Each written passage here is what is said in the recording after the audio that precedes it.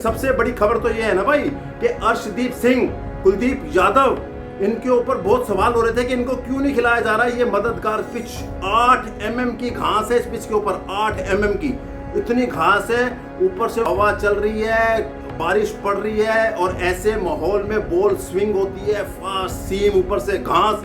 बहुत फायदा हो सकता था अगर अर्शदीप इस मैच में खेलते और ऐसी पिच में आखिरी दिन में जाके कुलदीप यादव जैसा स्पिनर कहर बरपा सकता था। लेकिन भाई हम कहते रह गए, एक्सपर्ट्स कहते रह गए, गंभीर साहब कहते मर्जी मेरी ही चलेगी जब तक मैं कोच हूं।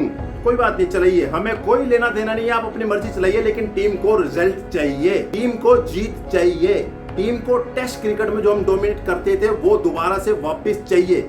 हम नहीं चाहते कि टीम इंडिया का हाल टेस्ट क्रिकेट में बद से बदतर हो जाए। दोनों ही टीमों में बहुत बदलाव, चार बदलाव दोनों ही टीमों में किए गए।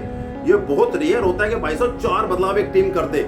इंडिया में तो होने ही थे, क्योंकि तीसरे चौथे टेस्ट मैच के बाद जो हालात बने थे उसके चलते 5वें में हमें डेफिनेटली पता था कि बदलाव होंगे। जहां जसप्रीत बुमराह को आखिरी टेस्ट मैच नहीं खिलाया गया, क्योंकि गौतम गंभीर ने स्टार्टिंग में ही बोल दिया था भाई 3 टेस्ट मैच ही खेलेंगे, और 3 ही खिलाए। अब जितनी मर्जी इमरजेंसी हो, जितनी मर्जी अर्जेंसी हो, इसका कोई लेना देनी है कोच गंभीर साहब को, क्योंकि ये मैच जीतना बहुत जरूरी है। अगर हारे तो सीरीज गई, अगर जीते तो सीरीज ड्रॉ, और ड्रॉ भी बहुत बढ़िया रिजल्ट माना जाएगा इंडिया के मद्देनजर, बहुत जरूरी है। लेकिन जसप्रीत बुमराह बाद प्रसिद्ध कृष्ण आए, शार्दुल ठाकुर जाना था, उनके बदले करुण नायर को खिलाया गया, एक एक्स्ट्रा बैटर खिलाया गया, एक ऑलराउंडर बिठाया गया।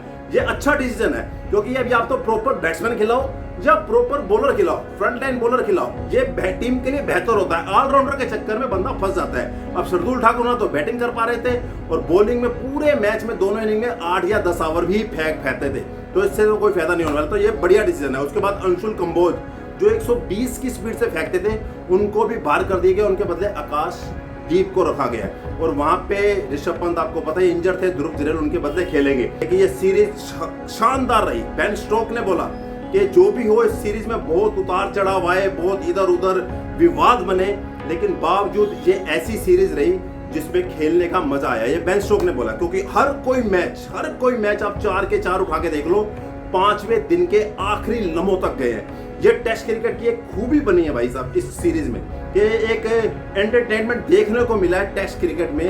हर कोई बॉल, हर कोई रन, हर कोई दिन एक नई भाई ऊर्जा लेके, एक नई सोच लेके आ रहा था।